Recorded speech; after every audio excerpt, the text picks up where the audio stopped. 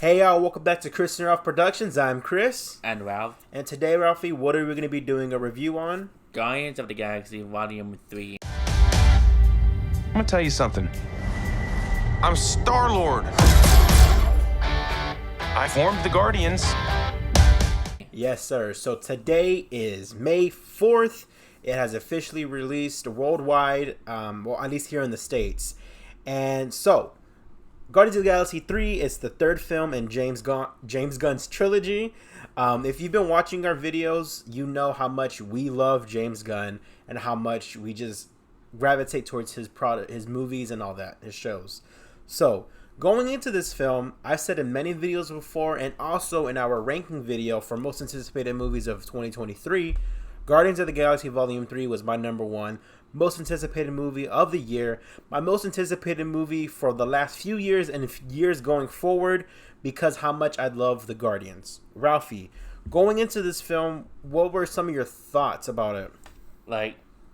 Gonna say what the conclusion is gonna be. So whenever James Gunn said that this is the last time that we are gonna see the characters. Yes, he did say that. Yeah. Yeah. It's very emotional. That going into it, you know this is going to be the last time we're going to see these characters all together at least. Yeah. So, anything else you wanted to add? Well, no. No? Okay. All right, guys. So, as you read by the title, this is going to be non-spoilers. We're not going to give anything away particularly at all because the movie just came out and we want everyone to enjoy it, obviously. Okay. So, overall thoughts in the movie after the credits started to roll. I was completely satisfied.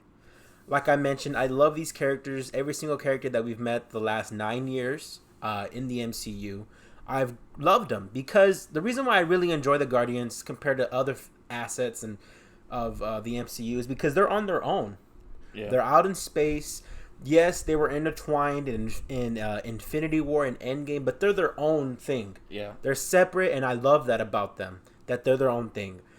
This movie, without spoilers, it is a satisfying bow on the Guardians trilogy.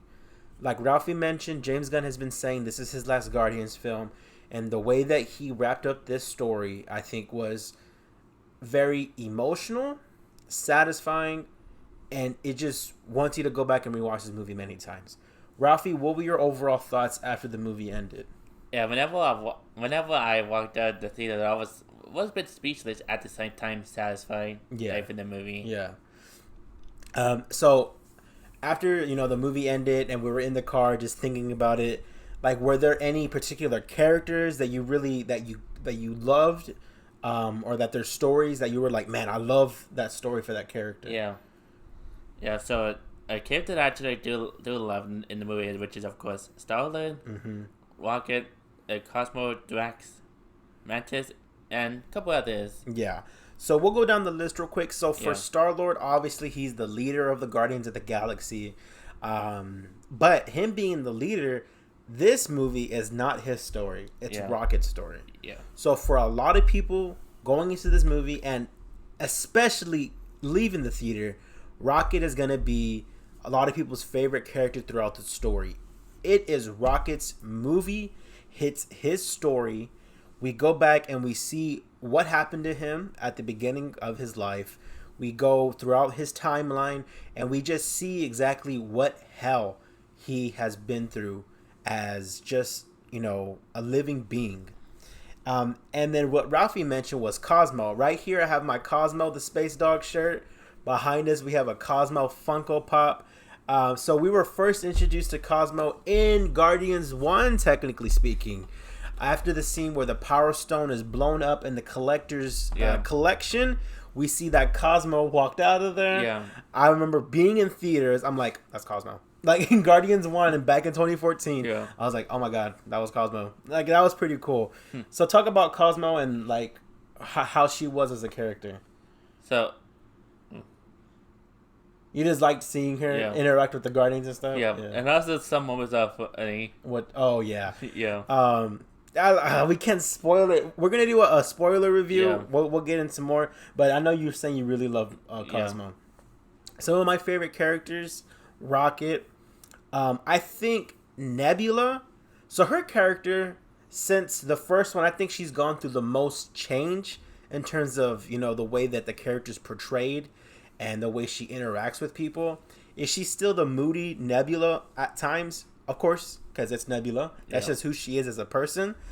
But to see her develop her relationships with the Guardians and her obviously becoming a Guardian of the Galaxy, I thought she was a standout for sure. She gets emotional at times, and she has range. Karen Gillan obviously has range. She's a phenomenal actress, but the character Nebula has range throughout this film, and you really get to see it. And then obviously, I think the funniest duo in all of the MCU was Drax and Mantis. Yeah. So, a couple of things. Do you think people should watch the holiday special before going into this one?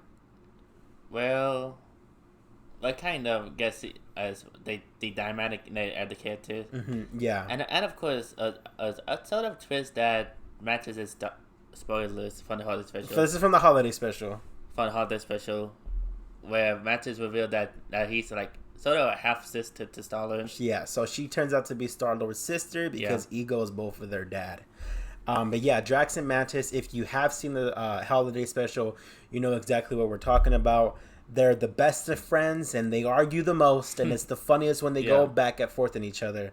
So I thought they were really great. I think Gamora, it is 2014 Gamora all over again. Yeah. Obviously, if you've seen Endgame, you know that our current timeline Gamora passes away due to Thanos. Oh, not passes. She gets murdered by Thanos. But we get introduced to 2014 Gamora, who has no relations to any of the Guardians, especially Star-Lord. So that plays a major part in Star-Lord's story. That's actually his story the whole time, is him reconciling, trying to get with Gamora in terms of relationship or whatever. And yeah, every character has a purpose. Will Poulter as Adam Warlock, I thought he was hilarious. Yeah. He's freaking scary at times. Yeah. There's a sequence with him. I'm not going to say what point in the movie, but his fight scenes are brutal. Yeah. Like legit brutal. I think him as a character, obviously he's not the centerpiece of the story because, it's the Guardians and we want to focus on them. But I think he is a great character that was introduced in the MCU, in this MCU. And who else? Just Kraglin had his part. Him and Cosmo. I thought they were a great dynamic duo. Mantis, like I mentioned. Star-Lord, like Ralphie got into. Star-Lord was phenomenal. And yeah, I think that's pretty much everybody. I don't think we're leaving. And Groot. Yeah. We forgot about Groot. Thoughts on Groot? I am Groot. I am Groot. Yes, classic I am Groot. I mean, that's all he can say. Yeah, Speaking of Groot, go ahead and show them that, Ralphie. So we went to Cinemark, and Cinemark is having this dope popcorn bucket where it's Groot, and the bucket is branches, him. Yeah. So we see, let me go get a little closer. We see the Guardians logo right there. And just show off this next part, Ralph. I love this next part. The handle is Groot himself. Look at that. Get a little closer. Groot himself. That is, eyes a little weird. I ain't gonna lie, the eyes are a little off. Yeah. but this is hands down the best popcorn bucket that Ralphie has ever gotten. This is absolutely phenomenal. Yeah. I'll go ahead and put that back over there. I'll show them real quick. There you go.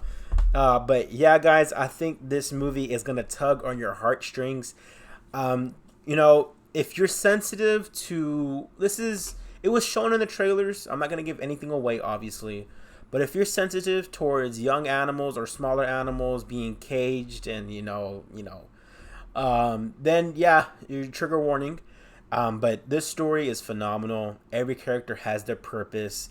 You're going to laugh. You're going to cry. I teared up. I cried, actually. A bit, yeah. For me, though. Yeah, you too? Oh, okay, I didn't know that. I thought you said you didn't cry. Oh, wow, you did.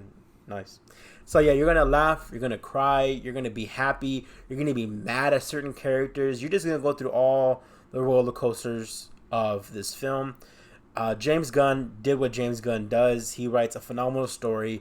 He writes story-driven characters. And yeah, I just absolutely love this film. Ralphie, on a scale of 1 to 10, what are you gonna rate this movie? Maybe between 9 or 10. 9 or 10? Yeah. Okay, so like 9.5. Yeah, or 11 out of 10. 11 out of 10? That's fair. For me, like I mentioned, it is my favorite Guardians movie. I'm going to give this movie a 10 out of 10. I think as a massive Guardians fan, and then being my favorite part of the MCU and Marvel in general, I think this story wrapped them up beautifully. It's emotional, like I said, and it's just a roller coaster. You're going to be in for a ride because I think the story is incredible that they tell.